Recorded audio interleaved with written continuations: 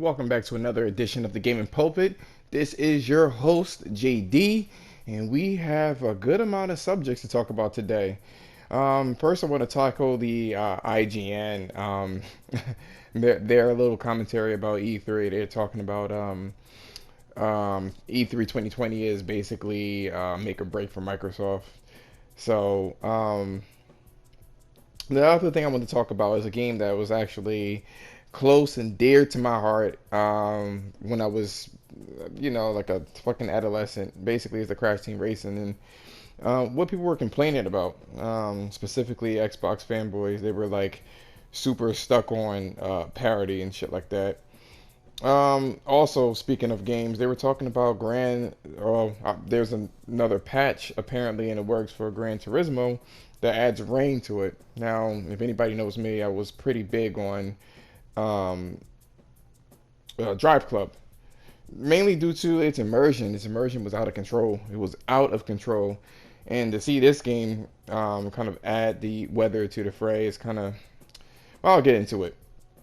Also, we wanted to talk about Google and all of its like projects and what makes Stadia different because they've been closing down a whole bunch of different projects. So we'll talk about that. And last but not least, Elden Ring. Apparently, the creators was talking about how similar it is to the Dark Souls games or the Souls series. So I definitely wanted to touch base on that one. But first, I want to actually tackle Google first. Let's do that first. And supposedly there was like this thread on a I don't I refuse to say the name, but it was on a gaming forum, and this forum actually listed all of the canceled Google products from like I don't know from I wouldn't say its inception, but like I would say for the last I don't know like 10 years.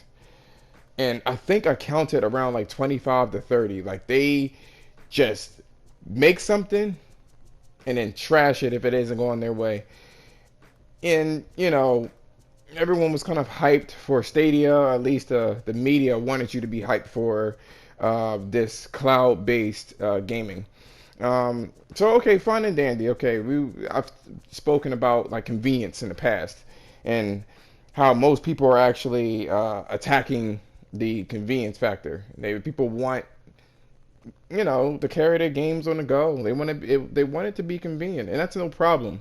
But here's the thing: Stadia is, and I'm sure you already know this. Everyone knows this. Stadia is in virtual console, and so you'll be buying your games virtually.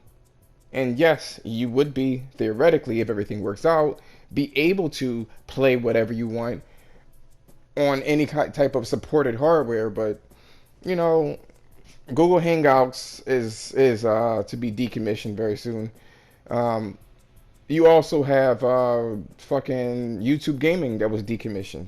And it's just a whole bunch of a sleuth of shit that basically was decommissioned. What would happen if there's no hardware? See, like, okay, so everyone complains about the digital future of Xbox and the PlayStation, and even to an extent the Switch. But at least you can actually have those games in your hard drive. You can have your games on your hard drive backed up, and you don't have to worry about that. Or even on a thumb drive. I think they probably will allow that in the future if they don't have it already. But even if it was in a hard drive, you are able to have it on a hard drive in case the PSN or Xbox Live or Nintendo services goes down. But what if, if it's a virtual console and it's virtual games and you pay for it, you can't play it anymore if they close it down. What they're going, where are you going to download it? They don't have the hardware. There's no hardware for it. So where would it go? You know what I'm saying? How is this supposed to work? I don't understand. How can anyone be excited about this? To be perfectly honest with you, well, how can you be excited about this product, even if somehow it works? That there's no latency or very little latency.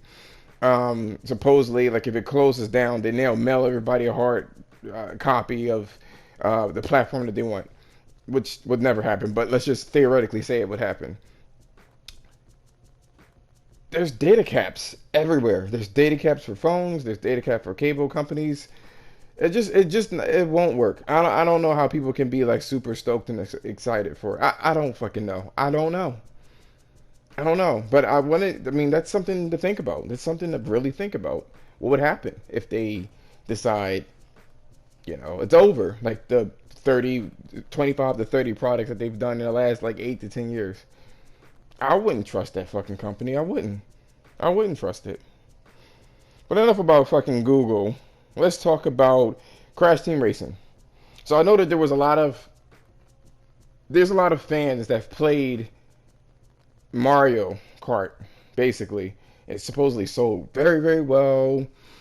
And, it's a great game. It's a great game.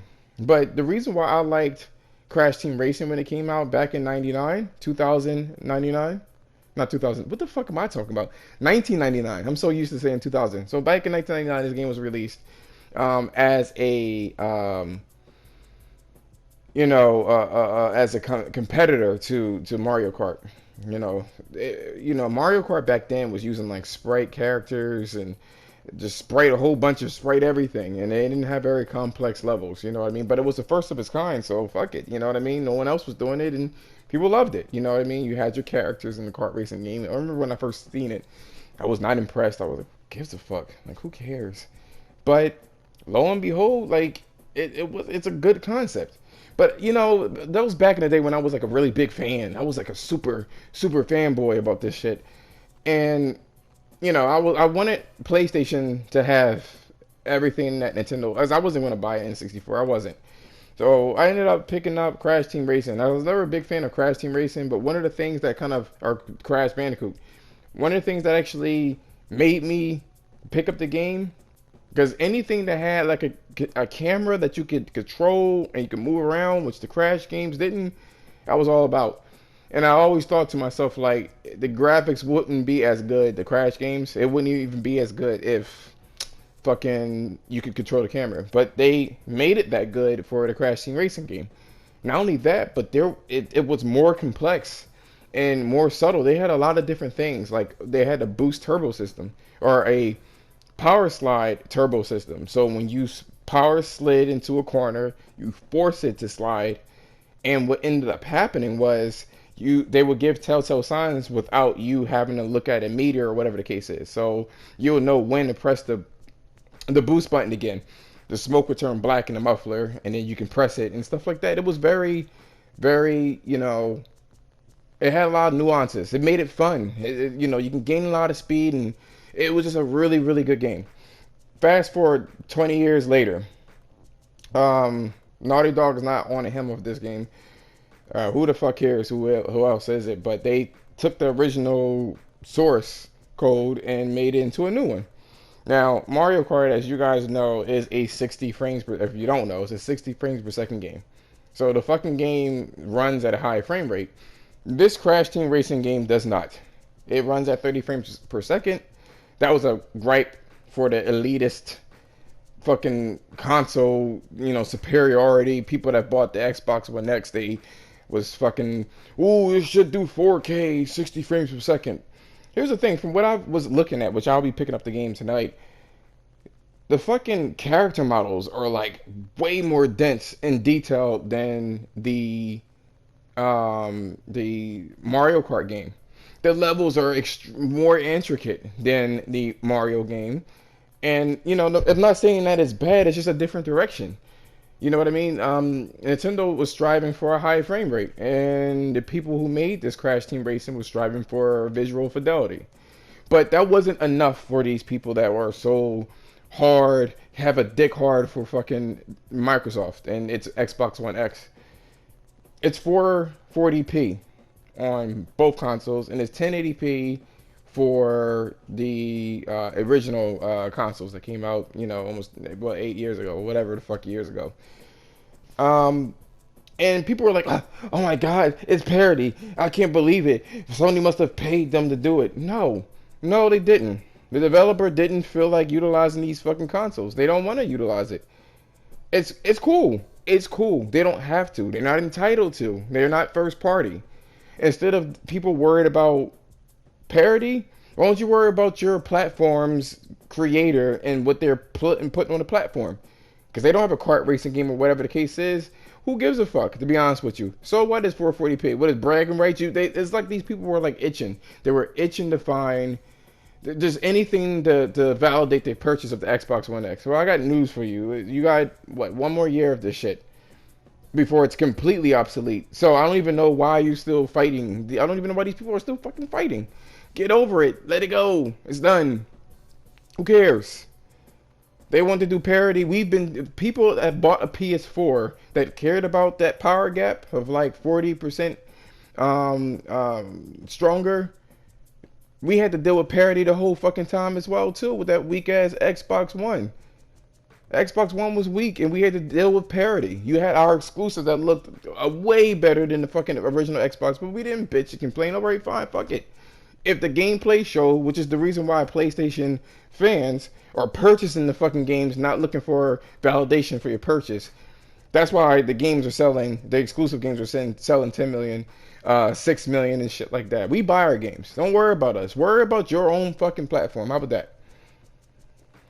Fucking people, yo. Anyway, so moving on. I don't know. This shit gets on my nerves. But let's take a turn to exclusives. So let's talk about Gran Turismo. Gran Turismo, they had like a whole big thing with virtual racing and shit like that. They typically do this, and apparently Polyphony Digital have something going on with them. But it seems to be a update in the works. So the Gran Turismo Sport gets a rain update, but it fails to impress me. It really does. It's, if you've ever played Gran Turismo 5 and 6, it almost looks identical to that rain effect, like in terms of like the rain that's on the car or the windshield and stuff like that. So you got these little beads of fucking water that slides, and it's not realistic. It doesn't really, the beads of water doesn't clump together or anything like that. And coming from like Drive Club, like psh, that shit's fucking amateur hour. One of the things that did look good though is the rain that was on the tracks. That was okay, but I still don't. It still doesn't get me hard. Honestly, it doesn't. It doesn't. And the reason why it doesn't tickle my fucking sphincter is because like it's not in real time. Like when I played, even though it's 30 frames, the people are gonna say, "Oh, it's 60 frames per second." So I mean, there's your limitation. Be that as it may, it could at least have the same effect, but at a worse quality. It just doesn't. It's not dynamic night cycles. You know what I mean? They used to have endurance races in the Gran Turismo 5 and 6, so that's not fucking there. You know what I mean? They totally catered to people that wanted things more simple, and they listened to the people that they shouldn't have been listening to. Hopefully they learn next generation. But I get it. They can't do crazy fucking effects because Polyphony Digital, they're not very good at keeping frame rate anyway. And then people are going to complain about it not running 60 frames a second. I get it. I get it. I get it. I get it. But I feel like you shouldn't even have put it in the game. You really shouldn't have. Because also I'm hearing there's like professional racers that play this game as well. And they fucking was like, the weather effects don't even really do that much, truthfully. It really doesn't do anything. I mean, it makes it more slippery, but like depending on light rain or heavy rain, it feels exactly the same. I just feel like this whole time it was like basically like half-assed. It was half-assed. It really was. So I'm not really feeling that. Not at all. And speaking of more disappointment, Elden Ring. The creator states that, it goes to Miyazaki, he states that, oh, it's an evolution of Dark Souls. And I was like, cool, maybe they can do something like that, but in like an open world with a weather change, or they have day and night cycles and it changes all that other shit. That's what I thought. I was like, okay, they're okay. Don't get me wrong, I love Bloodborne. I love it. To me, the brutality of it all, the bloodiness and stuff like that, that game lent itself to a hard difficulty. To me, like you had the whole violent aesthetic. Sure, I could do that. Then they had what's that? Sekiro. Then I'm like, okay, so now they look like they're trying to cash in, and they had more open environments. So anyway, about Elden Ring. First of all, you didn't show any gameplay, so I'm why am I hyped for that? Like, he has like the Kojima bug where he's just like overly like he's just feeling himself too fucking much. Like, I don't even need to do anything. I could just say my name and everybody will buy my fucking game. To me, I'm not feeling that. Not feeling that kind of attitude. Make a game like Metal Gear Solid 1, 2, and 3 of that caliber where it's like cult classics, not just one which was Demon's Souls, and then come at me. Because like every game that you played didn't, I mean, every game that they made to me was slight, it almost was identical with slight little gameplay changes and shit like that. So I wasn't really feeling that. Absolutely not. I wasn't. I truthfully wasn't. I wasn't hyped. Wasn't hyped. And it turns out that the rumor about it being open world too, guess what? Not open world, just larger environments than Sekiro. So instant fucking boner deflation. I don't really care about that game at all. Make me a Bloodborne 2. That's the only fucking thing I would care about. To me, that was your best work, Miyazaki. Don't give a fuck about everything else. I was almost going to do the whole Sekiro thing. I heard about day and night cycles in there, and I thought they were doing something different. Nope. Nope, same fucking thing, but like a small twist to their gameplay. And people are gonna like blast me for this, like, oh, you didn't play it. Oh, you don't know. I was there. I was there. I thought the same thing about Bloodborne, and then I played the Dark Souls, and then I played the Demon Souls. They are very fucking similar. They have slight differences that change up the gameplay. And guess what? The games are so similar. The only reason why Sekiro was like really hard, or Bloodborne was hard at the time, was only due to the fact that the formula was similar. And they made that little change, and then everybody had to get used to that. And then once you get used to that, guess what? It's not hard anymore. They need to do something different. The difficulty shit, like, I don't want to come home and play a game and be stressed the fuck out. I don't. I'm not saying I want an easy mode. I'm just saying that that shit's really not for me. Especially if I've been there and done that and know like the cheap shit that you do, such as in Bloodborne. You can slash your fucking character, and you know that move should be a finishing move, and the game will give them one health. It will allow them to keep one health. That's how they programmed it. So that enemy can make your guard go down, and then he'll do like a quick move and kill you. Like, I don't got time for that shit. I really don't. The cheapness, I don't have time for it. Not at all. So that's why I didn't pick up Sekiro. Last but not least is the biggest subject. This is the biggest subject that I want to talk about, and it's E3 2020. You know what I mean? And what I wrote here, Microsoft could be completely crushed by Sony if Sony does not show up for E3 2020. They thrive off of this console war bullshit. They want to be compared to something. You know what I'm saying? So people can sit there and compare it with third-party games, and it gets blended in. Like, they're not slick. They're not slick. When Sony left the arena and left the third parties, I mean, Microsoft is third party the way that they conduct in their business. So it was like third party on third party. It became like they weren't important for E3. All they were doing is showing the games that I'm going to eventually play anyway. But Sony, not even Sony, like, well, yeah, Sony. If Sony doesn't show up for E3 2020, which is a strong possibility, like in terms of a major presence, that could fuck up Microsoft completely. That could fuck up Microsoft completely. Like, this already like critically wounded E3 by them not being there.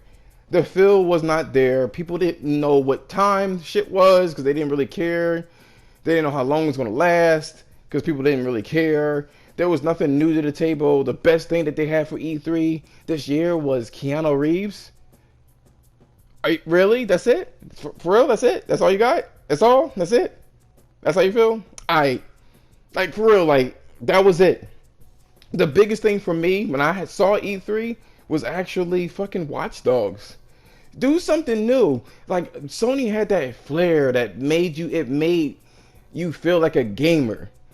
It made you feel like, wow, there's gameplay. Nobody showed anything fucking From Software didn't show shit. It's just all these fucking trailers. It was just like 90% trailers. You know what I mean? And when Sony left the fray, that's all you could do is trailers, because they would do gameplay that let you know that for one, our motherfuckers are so powerful. Like our developers are so like good with their shit. You may think that this is not real time. Not only is this real time, but the gameplay is badass as well. You know what I mean? There were developers questioning Naughty Dog, and then when fucking Horizon Zero Dawn came out, people were like, "That's fucking not real." Like, there's no fucking way. It was that good. It was that good. You know what I mean? And for Sony to not be there and everybody does like this, there's no gameplay. And then see what was going on is that they could talk trash, Microsoft. They could talk a whole bunch of shit and say that, oh, and put a narrative out there. But guess what? You can't fight the person if they didn't show up. So you're left on your own fucking merits. And it just kind of showed exactly what Microsoft, was all about. They never had anything. People like I remember last E3, people were like, oh, the presentation was so much better. Presentation? Are you fucking kidding me? The presentation was real good. What for Microsoft with the Keanu Reeves and all this other shit for this year's E3, but guess what? Everybody was let down. The presentation did nothing.